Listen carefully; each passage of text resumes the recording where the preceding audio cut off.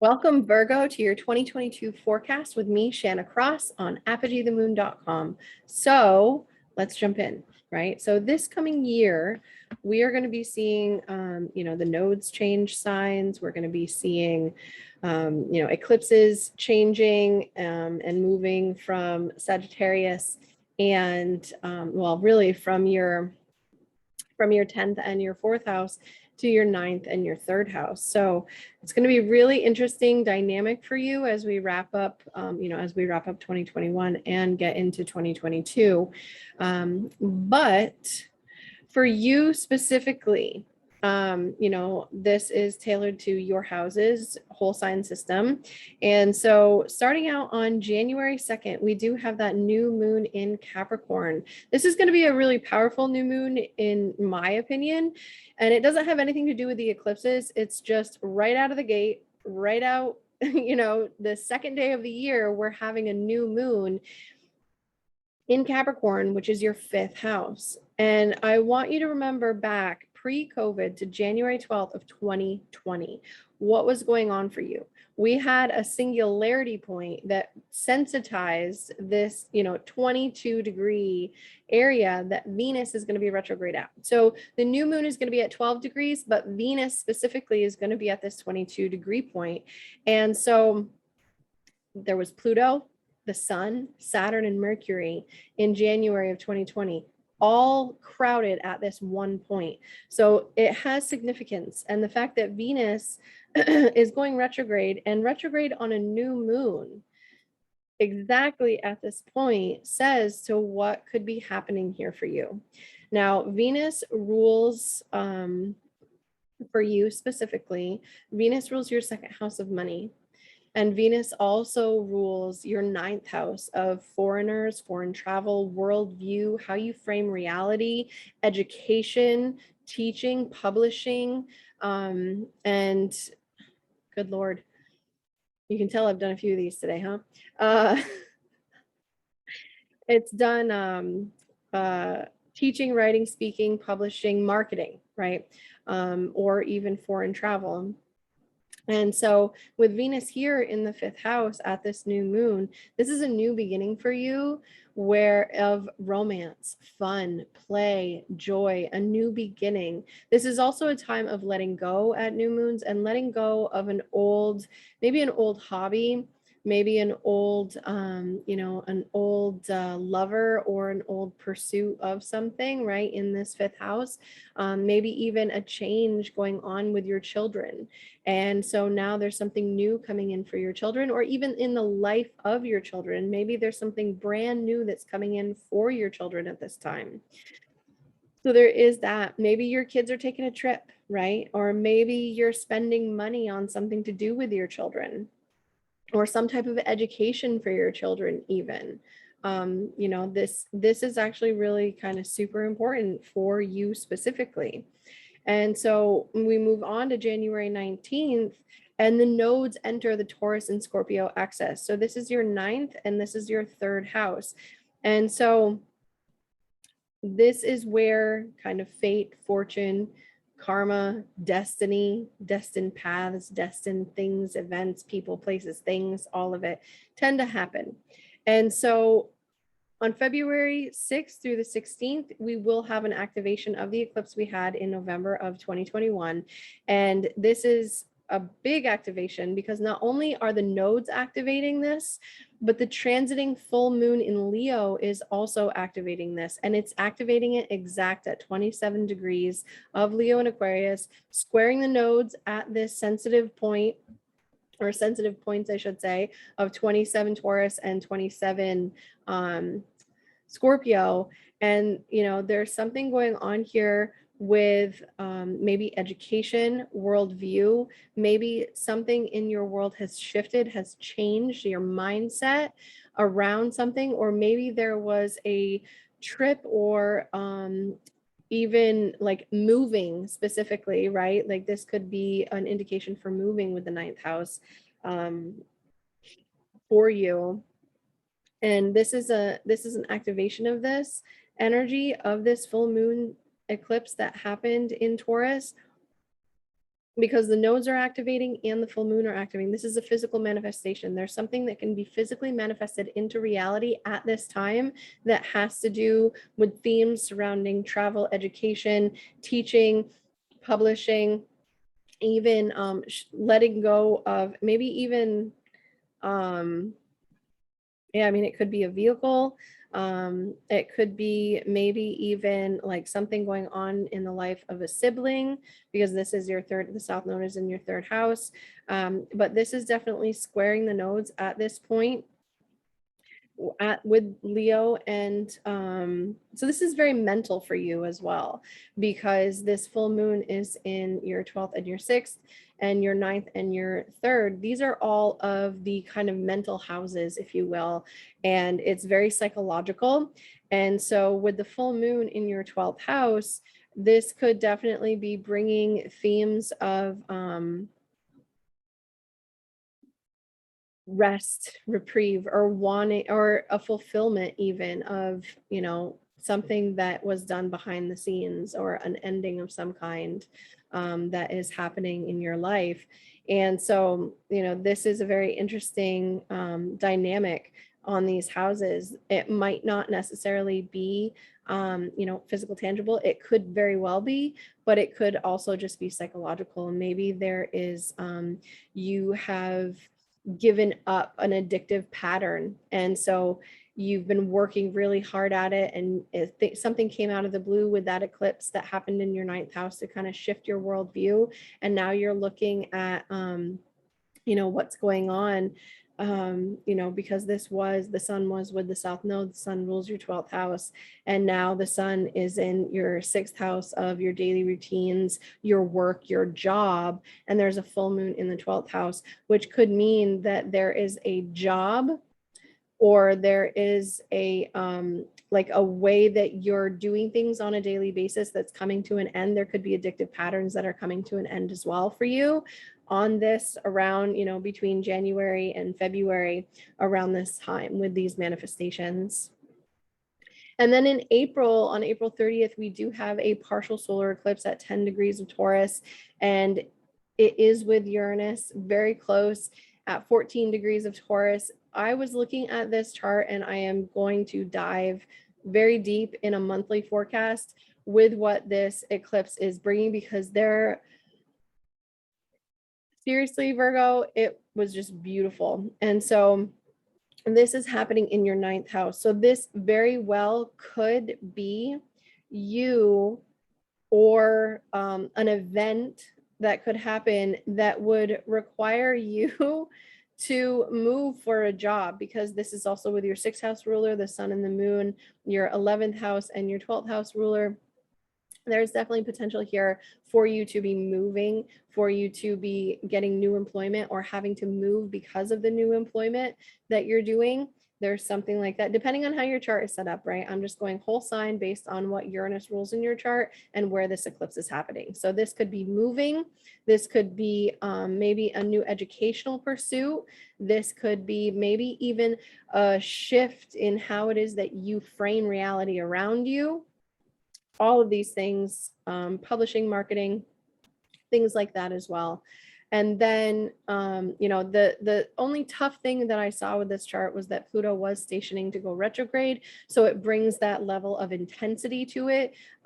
But the only hard aspects are conjunctions. Everything else is trines and sextiles. So to me, that says that this is a very auspicious, you know, solar eclipse that's happening.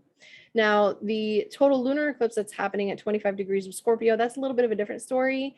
This one looks to be a little more intense and a little different, but this is happening. This is a total lunar eclipse in your 3rd house.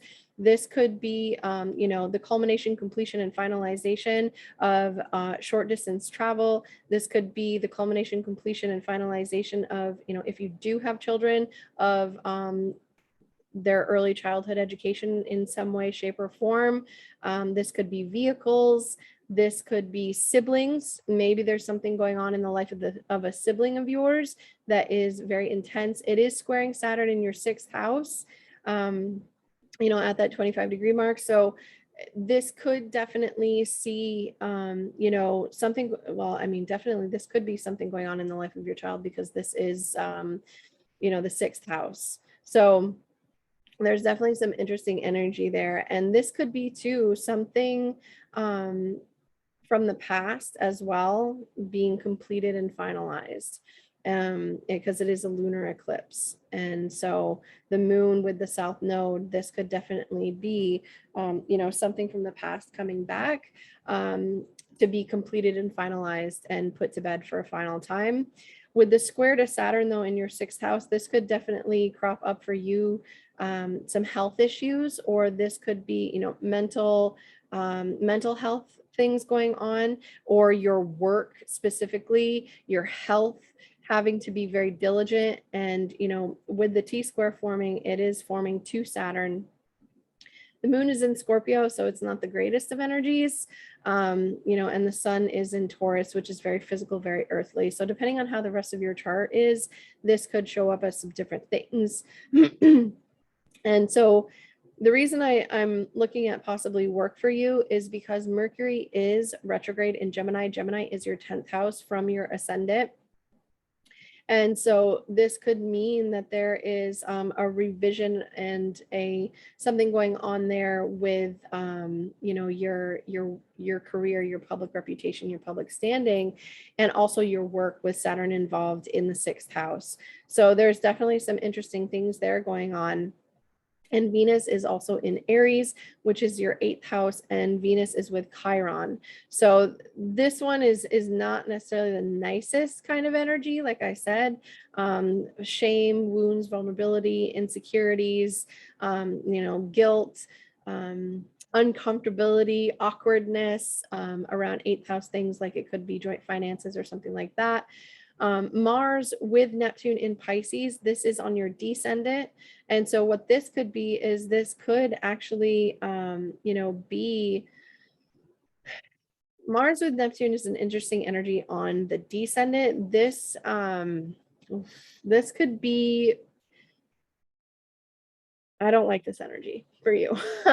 Specifically, this could definitely be high level of how this could manifest would be taking action in partnership, with a, you know, merging of you and your partner.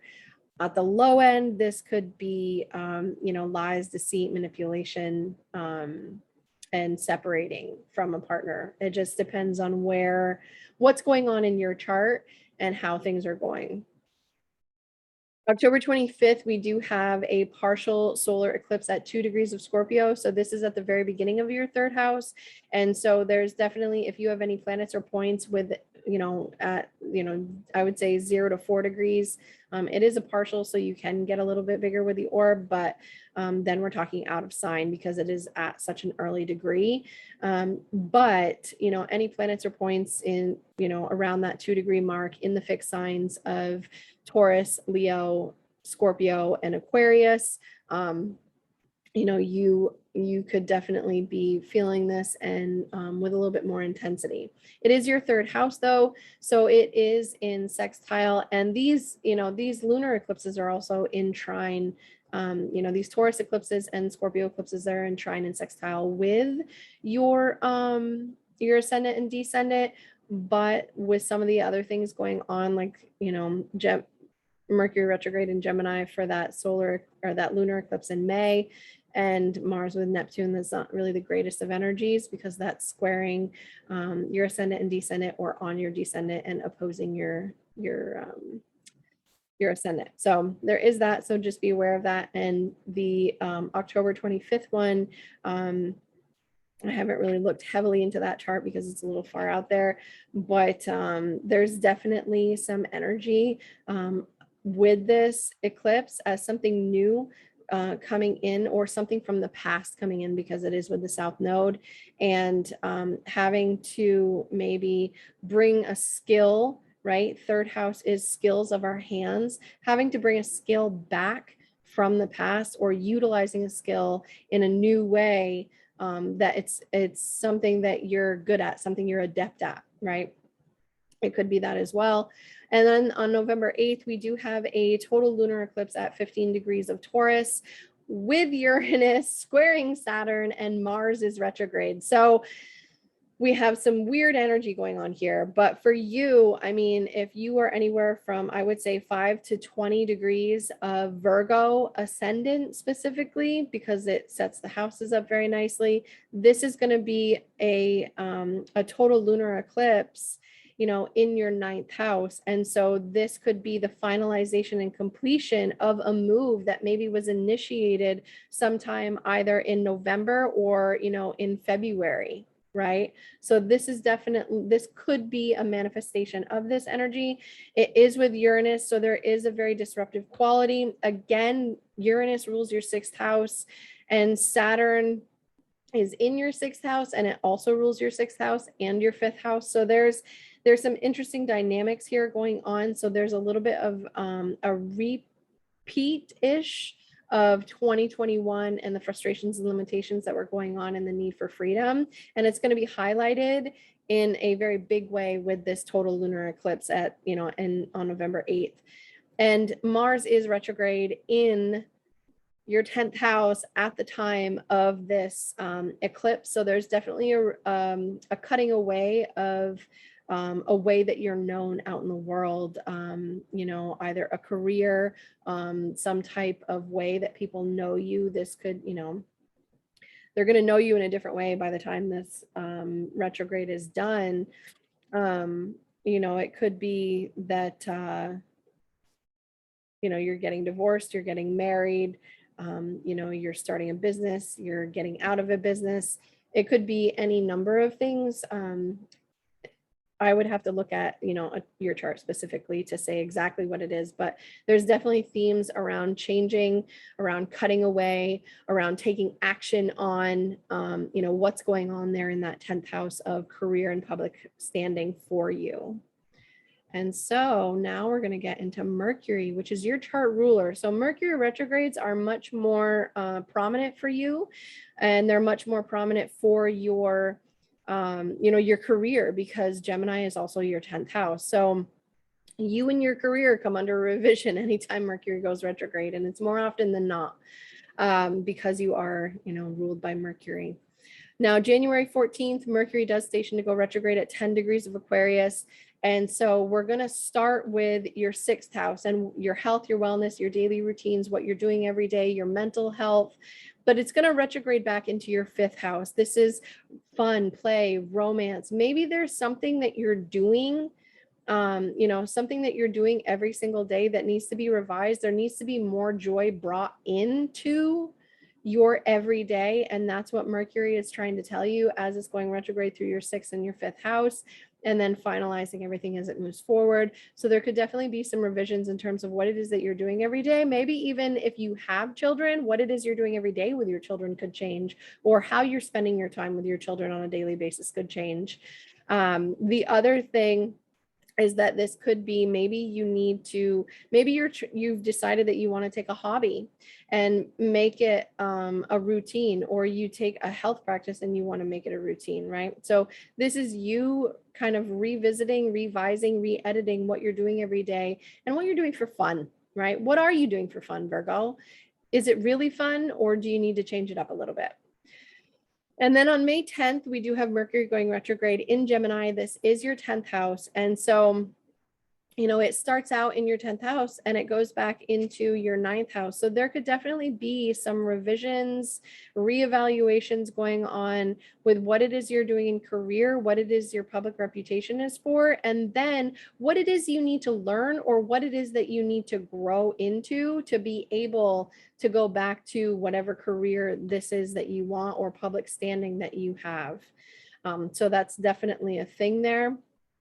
The fact that it's stationing, you know, it is stationing in Taurus, this is definitely, this could be reevaluating education that needs to be for the career, getting extra education for the career. This could be, you know, reevaluating your, what's the word I want to use here? I just had it too. Sorry. reevaluating like how it is that you frame reality and how you frame what it is that you're doing in career, because it's spanning both signs. If it was just in the one sign or the other, I would say that it's a reevaluation specifically on what's going on here. But because Mercury is in between, you know, going back and forth between these two signs, there's a merging of that energy that needs to happen. And it's moving from the air signs to the earth signs. So there's definitely going to be a change going forward once Mercury does solidify its retrogrades in the earth signs for the next few years, you know, the next year and a half or so. So it's going to be a very interesting Mercury retrogrades. Now, in September, Mercury does go retrograde in Libra, and Libra is your second house. This is your money, your materials, your possessions, your finances specifically.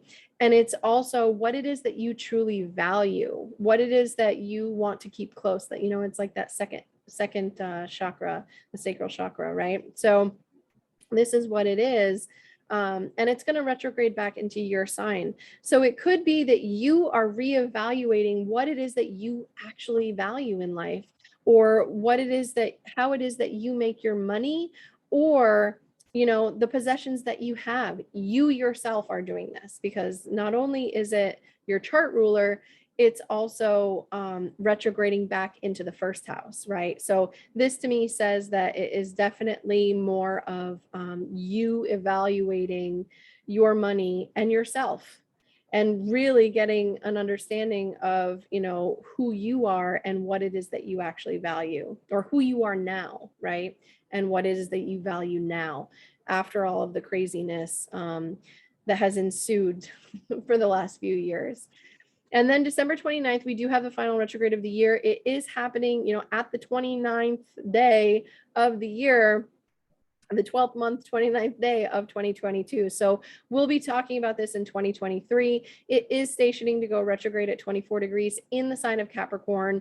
And it is stationing to go retrograde where it's stationed to go direct at the beginning of the year. There is something about this 24-degree area. This is also where Pluto is stationed to go direct in 2021. So this specific degree at 24 is asking us to really evaluate what it is for you specifically truly brings you joy and lights you up. So this is definitely reevaluating maybe your kids, your passions, your pleasure, what lights you up and makes you excited about life, right? This is your fifth house: fun, joy, play, sex even.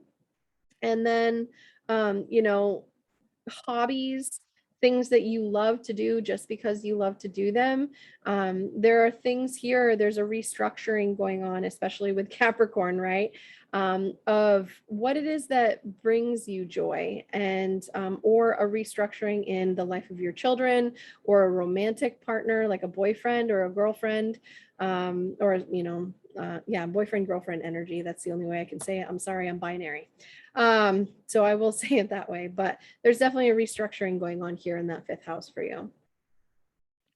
And then we have Venus and Mars retrograding in 2022. So Venus starts her retrograde cycle in December of 2021 at 26 degrees of Capricorn and goes all the way back to 11 degrees of Capricorn, and stations to go direct on January 29th. So this is happening in your fifth house of romance, fun, play, joy, things that you love to do because you love to do them, children, sex, all those themes are being brought up. And Venus is stationing to go retrograde on top of Pluto. And so there's definitely going to be a massive transformation for you in terms of, you know, lovers, and or a transformation in your children's lives, you know, a change there for them happening at the beginning of this year. And then Mars goes retrograde at the end of the year. So at least they're not retrograde together at the same time. They are kind of bookending the year, because Mars does go retrograde October 30th and will not go direct until January 12th of 2023. So it goes over the 25 to 8 degrees of Gemini. If we remember back to 2020, Venus went retrograde over these degrees. In 2021, Mercury went retrograde over these degrees, and now Mars is here. So whatever's going on in this Gemini area of your life, in this 10th house of what it is that you're known for, your career, your public standing, and your reputation, there's definitely a reevaluation, a possible cutting away of, or feeling really impassioned and empowered to take action on something to do with your career and public standing and reputation as well. And so that's going to be happening in October. And so if your, ascendant or descendant or midheaven or IC are anywhere within the 8 to 25 degrees, expect major revisions happening across the board, really, in terms of your career and affecting you and your relationships and your home. Because, it is a point in the chart that's pretty, a manifesting point, if I can say it that way. So then, to combine the two, Venus and Mars are going to come conjunct exact at 14 degrees of Capricorn after Venus stations to go direct on February 14th of all days, right? So this is going to be an interesting Valentine's Day, if you celebrate Valentine's Day. So they run together from February 14th through March 10th, where they are degree conjunct, but they're not, minute and second conjunct. And it's not until March 10th where Venus pulls away by a whole degree. So they are together, they are moving together from 14 degrees of Capricorn, and then they're separating in Aquarius, and Venus is kind of pulling ahead of Mars. So, she's got to catch up to the sun. So there is that. But I wanted to say that they're coming together, and they're coming to the point where Jupiter and Saturn came conjunct of December of 2020. And this is a really pivotal moment for you, specifically in terms of your health, your wellness, your daily routines, what it is you're doing every single day. And so, this is the fact that the two planets are conjunct at the same point that Jupiter and Saturn came conjunct is saying to me that this is, it's a little over a year and a couple months after the conjunction. It's a 20-year conjunction for Jupiter and Saturn. And so there's going to be a manifestation or a change or getting deeper with, in a little bit of a different way, with Venus and Mars being now the planets that are here, taking action on what was going on around that December 2020 conjunction that was going on for you. So, and this is in your 6th house, right, of your, like I said, your daily routines, your health, your wellness, your mental health, what you're doing every single day, your job, your coworkers, your colleagues, employees, if you have them, and if you are a farmer, your farm animals, right? Because the 6th house does have associations with farm animals as well. And then we have Jupiter. So Jupiter is entering your 7th house, right? December 30th of 2021. This is contracts, agreements, negotiations. This is also like where we sign on the dotted line. So if you are a Virgo ascendant, Jupiter, the taste that you had of in 2021, in the late spring, early summer of Jupiter and Pisces, now we're going to get the full meal, right? We're going to get the real deal. We're not just going to get a taste, we're going to get it all. So Jupiter entering Pisces is going to be in your 7th house, right? So it's going to be expanding on your contracts, your agreements, your negotiations, on your partnerships with other people. If you are someone in the service industry, if you are someone that has clients, if you are someone that forms contracts with wholesalers or things like that, if you're a mercantile person, and being Virgo, it could very well be the case, you can see a gross expansion of what it is that you're doing in partnership with other people. April 12th, we do have Jupiter and Neptune coming exact together. And so this is beautiful energy, right? So this is like wish fulfillment on steroids, because Both Jupiter and Neptune do have an association with miracles and things like that. It does have, you know, Jupiter definitely expands whatever it touches. So there could be very, you know, mundanely, this could be a big expansion. Like maybe you've been really wanting this specific contract with someone or something in your life, and it happens. And so it could happen around this April 12th conjunction, just so you're aware. And then on May 11th, Jupiter does enter Aries. So this is entering your 8th house. Sorry, need to take a drink there. My throat's getting dry. This could be, I mean, the fact that it's going in your 7th house and then into your 8th and then back into your 7th, this could be a partnership. This could be like debt, a partnership. Maybe you're going for a loan. So the 7th house would be where it is that you sign on the dotted line. The 8th house would be where you get the money from signing on the dotted line, right? So this could be your partner's resources, especially. Maybe there's an uptick in your partner's resources. This could also be, you know, this is debt, joint finances, taxes, inheritances, insurances, insurance payouts, other people's money, occult sciences, things like that. So depending on the kind of Virgo ascendant that you are, you know, or sun or moon, but to a bigger extent, the ascendant, this would, this could indicate finding a teacher that's going to teach you the occult practices, or finding someone that's going to help you with the joint finances, or even just, like I said, an uptick in your partner's finances. And then it will re-enter Pisces, excuse me, on October 29th, and will station to go direct 2 degrees, you know, into Pisces at 28 degrees. So there's a little bit of a reevaluation and a little bit of, you know, maybe there's some paperwork that you missed, or maybe there's something that's going on with your partner or something like that. It's not a bad thing because it's Jupiter. Jupiter, you know, can bring excess. It also protects from worst case scenario. So just so you're aware of that. But, you know, it could be that maybe there's a renegotiation that needs to happen in partnership. So, and then, you know, at the end of the year, it does move back into Aries, and we'll get the full taste of what Jupiter is in Aries for you. And then Saturn. So Saturn starts out, the beginning of the year is going to be rough, right? So the end of 2021 and the beginning of 2022 is going to be the biggest rough patch, other than the eclipses that we're going to be really facing. You know, it's just coming off by degree the exact square to Uranus over in Taurus. And so this for you specifically is definitely very frustrating in terms of what it is that you're doing every day. And, you know, Uranus up there in your 9th house, kind of mucking up and liberating and changing everything that's going on with your, either your education, your worldview, how you frame reality, you know, what you believe to be right, true, and just in the world, that kind of stuff. So it's just coming off of that square for the final time. And so it's kind of very rife with making changes and frustration energy.